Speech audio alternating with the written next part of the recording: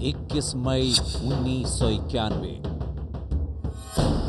रात का वक्त। रिजर्व बैंक से गाड़ी मुंबई अंतर्राष्ट्रीय हवाई अड्डे की तरफ रवाना हुई, लेकिन एयरपोर्ट से पहले ही गाड़ी खराब हो गई। खबर आई कि गाड़ी में कई टन सोना लदा हुआ है। खबर पूरे देश में फैल चुकी थी। लोग जानना चाहते थे कि आखिर ये सोना किसका है और कहां जा रहा है। जब खुलासा हुआ तो एक ऐसी सच्चाई सामने आई जिसने सारे देश को आक्रोश से भर दिया।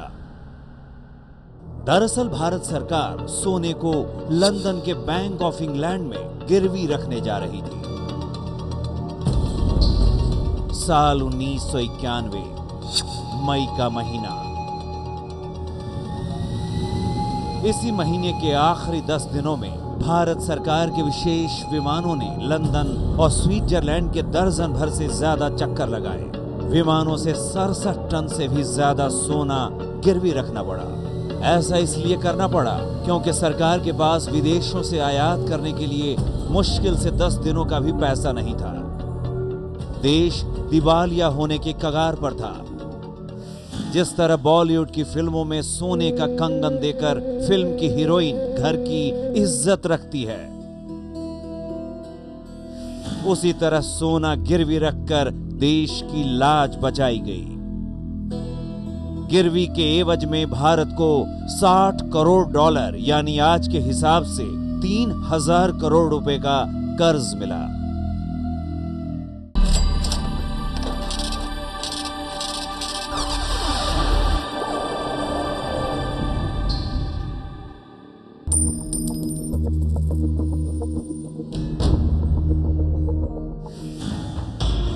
What's the 1991? 91 में ये क्राइसिस हुई थी। बहुत बड़ी संकट में है इकोनॉमी। 1991 के जैसे है? यस।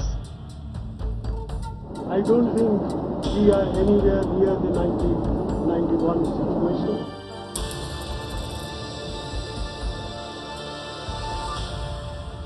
हम जब 2012 में हैं तो साल 1991 की बात क्यों हो रही है? क्यों ये कहा जा रहा है कि हम 1991 की राह में आगे बढ़ते जा रहे हैं? क्यों ये सवाल खड़ा होता जा रहा है कि देश के हालात 1991 की तरह हो रहे हैं? क्यों 1991 यानी 21 साल पहले के इतिहास को कुरेदा जा रहा है? क्या इसके पीछे कोई कारण है?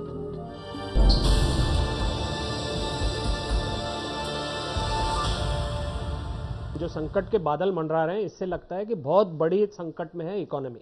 1991 के जैसे है?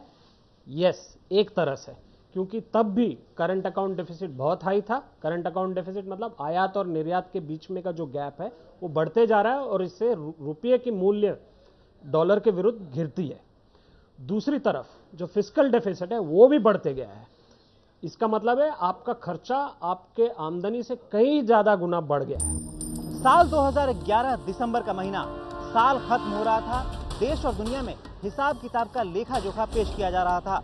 तभी पहली बार अमेरिका के एक जाने माने अखबार द वॉल स्ट्रीट जर्नल में एक सवाल उछला कि क्या भारतीय अर्थव्यवस्था 1991 की तरफ बढ़ रही है। करीब 4 महीने बीते होंगे, तब तक 1991 की गूंज भारतीय संसद में भी सुनाई देने लगी। 16 मई को बीजेपी के वरिष्ठ नेता डॉक्टर मुरली मनोहर जोशी ने संसद में वित्त मंत्री प्रणब मुखर्जी से पूछा कि क्या देश 1991 की तरफ बढ़ रहा है। तो सवाल ये है कि ये रुपए का मूल्य निरंतर क्यों गिर रहा है और इस गिरने से इस देश की अर्थव्यवस्था पर क्या दुष्परिणाम हो रहे हैं। हमारे आयात के में रुपए अधिक से अधिक देने पड़ रहे हैं। क्या इसका असर सीधे हमारे फॉरेक्स रिजर्व पर नहीं पड़ेगा? अगर आपको रुपए का मूल्य बढ़ाना होगा तो आपका जो फॉरेन एक्सचेंज का भंडार है उसको घटाना होगा। तो इसके क्या परिणाम होंगे? आपका फिस्कल डेफिसिट कहाँ जाएगा? कोई भी अर्थव्यवस्था निवेश के लिहाज से कितनी माकूल और सुरक्षित है, इस पर रेटिंग देती हैं अंतर्राष्ट्रीय रेटिंग एजेंसियां। ऐसी ही रेटिंग एजेंसियां हैं स्टैंडर्ड एंड पुअर्स और फिच। पिछले दिनों स्टैंडर्ड एंड पुअर्स ने न सिर्फ भारत की रेटिंग घटाने की चेतावनी दी, बल्कि भारत सरकार के कामकाज पर तीखी टिप्पणियां की। इसके बाद जानी मानी रेटिंग एजेंसी फिच ने भी भारत की रेटिंग को घटा दिया। मतलब ये कि भारत में पैसा लगाना जोखिम भरा और कर्ज मिलना मुश्किल। जो फिच ने रेटिंग गिराई है, क्रेडिट आउटलुक को स्टेबल से नेगेटिव कर दिया है। क्या सिंपल अर्थ ये है कि अब देश में जो निवेश है उसमें जोखिम बढ़ गया है। अंतर्राष्ट्रीय अखबारों में कहा जाने लगा है कि अगर भारतीय अर्थव्यवस्था में सुधार नहीं हुआ तो अंतर्राष्ट्रीय रेटिंग एजेंसियां भारत की अर्थव्यवस्था को जंक यानी बेकार देशों में शामिल कर सकती हैं। भारतीय अर्थव्यवस्था की रेटिंग को घटाकर बेकार करार देने से क्या होगा? इससे ये होगा कि जिस दर पर भारतीय कंपनियां विदेश में कर्ज लेती हैं वो दर बढ़ जाएगी। इतना ही नहीं, भारत में निवेश की संभावनाएं लगभग खत्म हो जाएंगी। 1991 का भूत क्यों 2012 में सता रहा है? क्यों अर्थव्यवस्था के जानकार इसके बारे में सोचकर खौफजदा हो जाते हैं? ये सब जानने के लिए 21 साल पहले चलना पड़ेगा।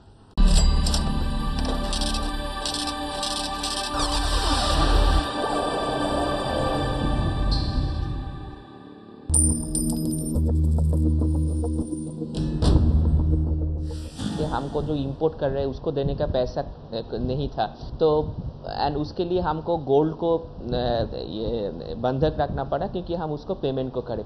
तो 91 में जो क्राइसिस था दैट वाज अ कल्मिनेशन कि 10 साल से जो हमारा जो करंट अकाउंट डिफिसिट में जो उसको पहले 80 से 1991 में जो चल रहा था वो करंट अकाउंट में बढ़ते बढ़ते 1990 में जाके ग्रेव सिचुएशन हो गया।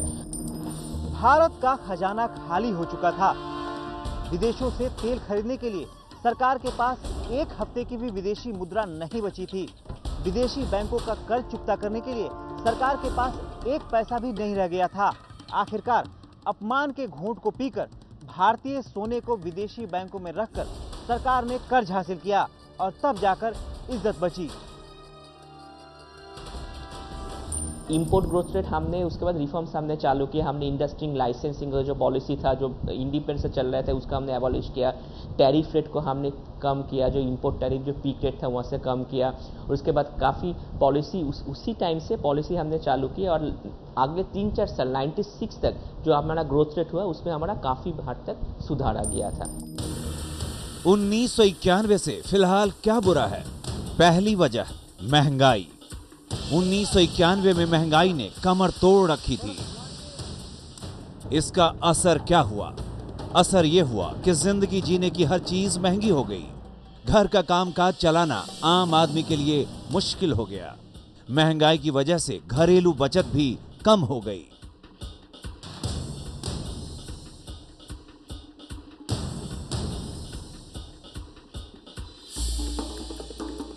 मार्च 1991 में महंगाई दर करीब 12% थी। 2012 में भी हालात 1991 के जैसे ही हैं। लोग महंगाई से बेहद परेशान हैं। महंगाई दर आज 8% के आसपास मंडरा रही है। दूसरी वजह वित्तीय घाटा। देश का वित्तीय घाटा यानी देश का कुल खर्च देश की कुल आमदनी से और भी बढ़ गया है। बढ़ते वित्तीय घाटे का असर क्या हुआ? 1991 में वित्तीय घाटा बेतहासा बढ़ा। इसका मतलब यह हुआ कि सरकार की आमदनी की तुलना में उसका खर्च काफी ज्यादा बढ़ गया। बढ़े हुए खर्च के लिए कर्ज लिया गया। जो कर्ज लिया गया उसी के ब्याज चुकाने में सरकार का ज्यादा से ज्यादा पैसा लग गया। जो पैसा विकास पर खर्च होना था वो लोन चुकता करने में लगा। आज क्या हालात है? 1991 में वित्तीय घाटा 5.39% था। 2011-12 में 6.9% हो गया है। दोनों तरफ के घाटे बढ़े हुए हैं। राजकोष के घाटे और चालू खाते के घाटे का मतलब ये हुआ, पहला प्रभाव, आपके यहाँ इन्फ्लेशन कंट्रोल के बाहर है। आप कंट्रोल नहीं कर पाएंगे क्योंकि दोनों तरफ घाटा है। घाटा एक तरफ से आमदनी की कमी का एक सिम्टम है, एक सिग्नल है कि आपके यहाँ निर्यात की आमदनी भी नहीं हो रही है और देश में जो आमदनी होनी चाहिए राजस्व की वो भी नहीं हो रही है। दूसरी बात, इस तरह के घाटे को देख के विदेशी निवेशक इस देश में निवेश करने से कतराएंगे। Four major areas we shall have to address. One major area is high fiscal deficit. What steps I have taken? How to contain the fiscal deficit? How to contain the current account deficit, which is around 4% of GDP. तीसरी वजह चालू खाते का घाटा। चालू खाते का घाटा बढ़ा है, यानी देश में जिस अनुपात में आयात बढ़ा है उस अनुपात में निर्यात नहीं बढ़ा है। इसका असर क्या हुआ? चालू खाते का घाटा बढ़ने से अंतर्राष्ट्रीय बाजार में रुपए की कीमत गिर गई और रुपए के मुकाबले डॉलर मजबूत हो गया। रुपए के कमजोर होने का नतीजा ये हुआ कि आयात करने के लिए हमें पहले से ज्यादा पैसा खर्च करना पड़ता है। 1991 में ऐसे ही हालात थे और 2012 में भी यही हालात है। आज चालू खाते के घाटे की क्या स्थिति है? 1991 में यह घाटा करीब 3% था, आज यह करीब 4.3% है। बिल्कुल संतुलन खो गए हम लोग, क्योंकि पिछले 2 साल से लगातार इसकी जो गैप बढ़ती जा रही है एक्सपोर्ट और इंपोर्ट के, और 20 साल में हम लोग ये एक्सपोर्ट बढ़ा ही नहीं पाए। हम लोग अपना निर्यात वहीं के वहीं पे अटकाए हुए हैं, क्योंकि हम लोग थोड़ा थोड़ा बढ़ा रहे हैं। आप देखिए चीन की तरफ, उन्होंने एक फोकस्ड पॉलिसी, मैन्युफैक्चरिंग कॉम्पिटिटिवनेस कहते हैं, कि जैसे आपके कंपनियों में वो क्षमता पैदा करें कि वो कहीं भी किसी भी देश के साथ कंपीट करके अपना वर्चस्व बनाएं किसी भी मार्केट में। ये आपके इसमें है ही नहीं, क्योंकि आपकी नेशनल मैन्युफैक्चरिंग पॉलिसी वहीं की वहीं पड़ी हुई है। दूसरी बात है, निवेश आने के लिए देश को ऐसे मतलब लगना चाहिए बाकी लोगों को कि देश में डिसीजन हो रहा है, निवेश हो रहा है, कंजम्पशन हो रहा है, ग्रोथ हो रहा है। जब ये सब हो रहा था तब सारे कदम जो लेने थे हमने नहीं लिए। अब क्राइसिस में आके आप कदम, तो इस देश में एक राजनीतिक एक बड़ी विडंबना है कि हम लोग क्राइसिस को एक बैसाखी बना के डिसीजन लेते हैं। क्राइसिस जब तक न हो हम लोग कोई डिसीजन नहीं लेंगे।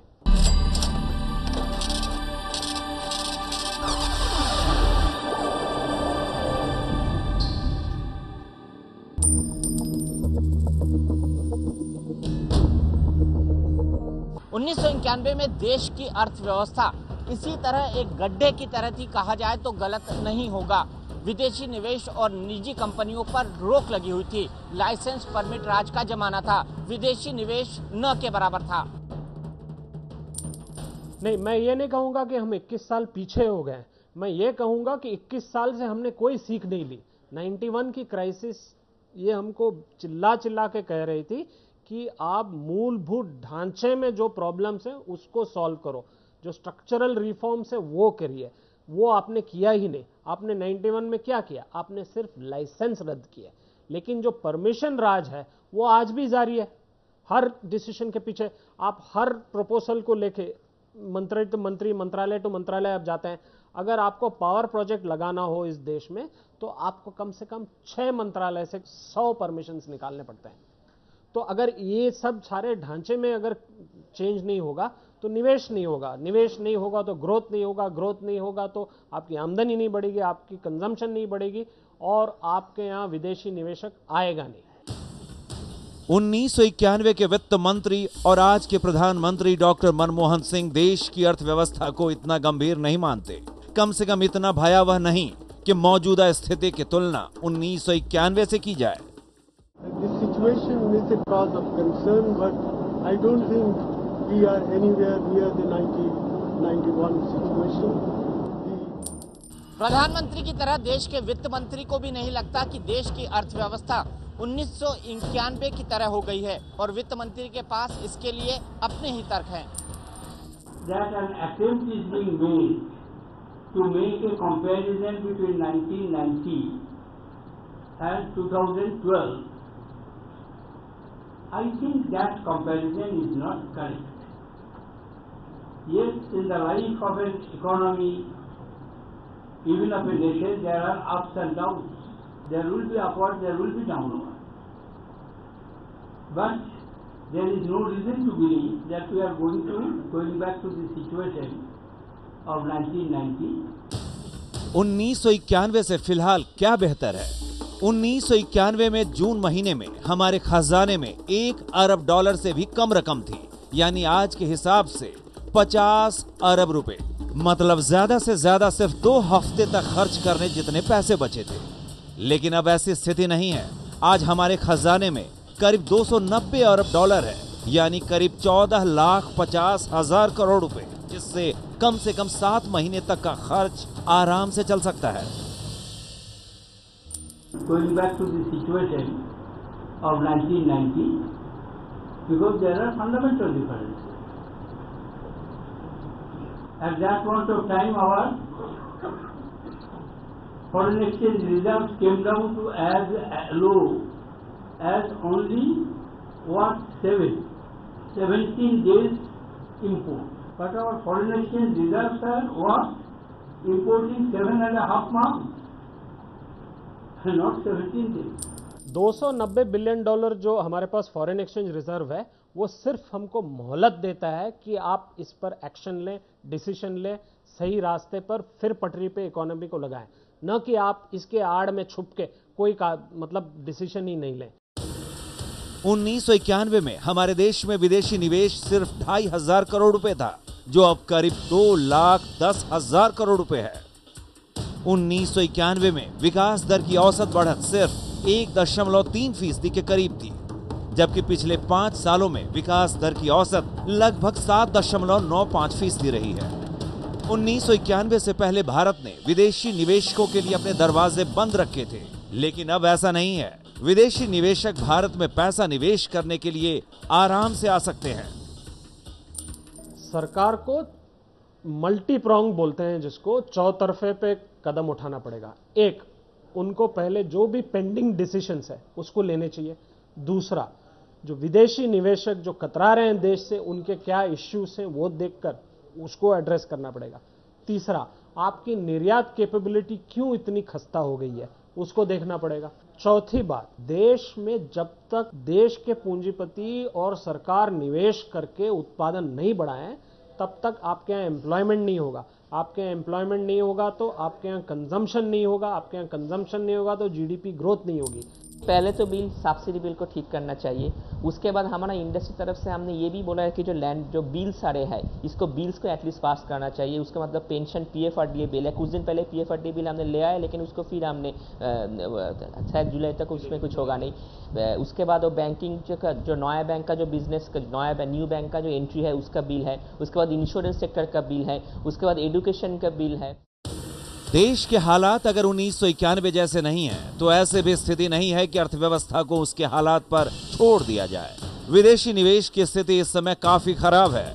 देश में डॉलर आ नहीं रहा, रुपए पर दबाव बढ़ रहा, विदेशी निवेश के लिए अनुकूल माहौल नहीं है। यूपीए सरकार में शामिल पार्टियां खुद ही आर्थिक सुधार की राह में रोड़ा बनी हुई हैं। इस समाधान से निपटने के लिए चाहिए मजबूत राजनीतिक इच्छा शक्ति। क्या मनमोहन सिंह ये दमखम दिखाएंगे?